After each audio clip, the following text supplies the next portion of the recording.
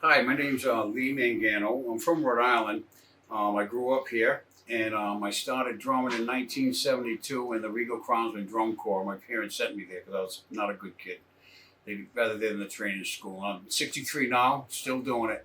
Um, Basically, when I started in drum corps, and then I branched off into the drum set playing when I was older, and went to college, and I studied with Joe Pett from the Joe Perry Project, great drummer, and Mark Palmette from Brown University, and from there, I've done a lot of different music ventures, shows, and playing with some National Hall of Fame acts, and we also did a record, the Transformer movie soundtrack. It was pretty much our claim to fame. Well, like I said, I joined drum corps because I wasn't a very good kid, and they figured hitting stuff would help me, and it did.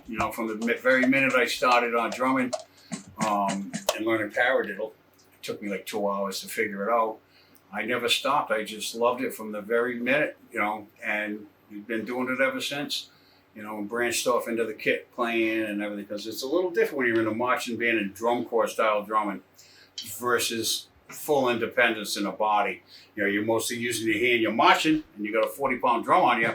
But sitting behind a kit is now you got coordination to worry about and different patterns on your feet and your hands. It's a big game compared to just being a marching band drummer.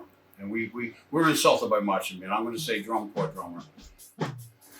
Well, I kind of started the band to a friend of ours. I was looking for a really good guitar player, and he says, this guy Ernie Burns he's a little nuts and crazy, but he can play, and boy can he. And he's the guitar player. We started in 1979. We met each other, and we built a 8-track studio in his cellar together. He had the 8-track unit, and I bought some console and microphones and mix down decks and things like that. And he had the big gear, and he's a great engineer. But we started writing all our music back in 1979 in his parents' cellar. And we literally recently just recorded with Tim Ripper Owens from Judas Priest. And he did the vocals. We did a 35th anniversary song back in the same exact studio in the cellar because his parents, one passed away and one's in a nursing home. And he owns a house now. So we're back in the cellar. And we re-recorded Instruments of Destruction. It was a great project we did. We were a great band on the East Coast here, and we've played from everywhere from New Hampshire to Washington and New York, Connecticut, clubs, Florida, Miami, and we started locally. We were the band that could actually draw a big crowd because we had a lot of radio into with Dr. Metal on the Metal Zone. And also their local radio stations. They had a Sunday night program. They'd come and get it every single week. We were a favorite.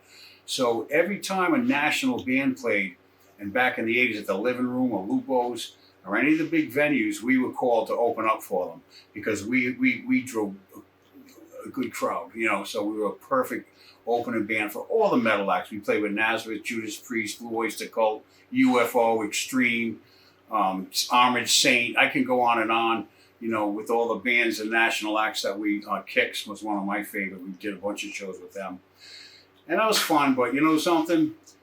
We were always a headliner band, and a lot of bands didn't like us opening up for them because we did pretty good. And we always got NRG. We played with Blue Oyster Cult, was on tour with Ozzy. And we had 3 encores. The bass player came over to our locker room, our dressing room, and said, you guys are phenomenal. That was a big treat for us. But it was nice playing with all them bands. They were all Hall of Fame.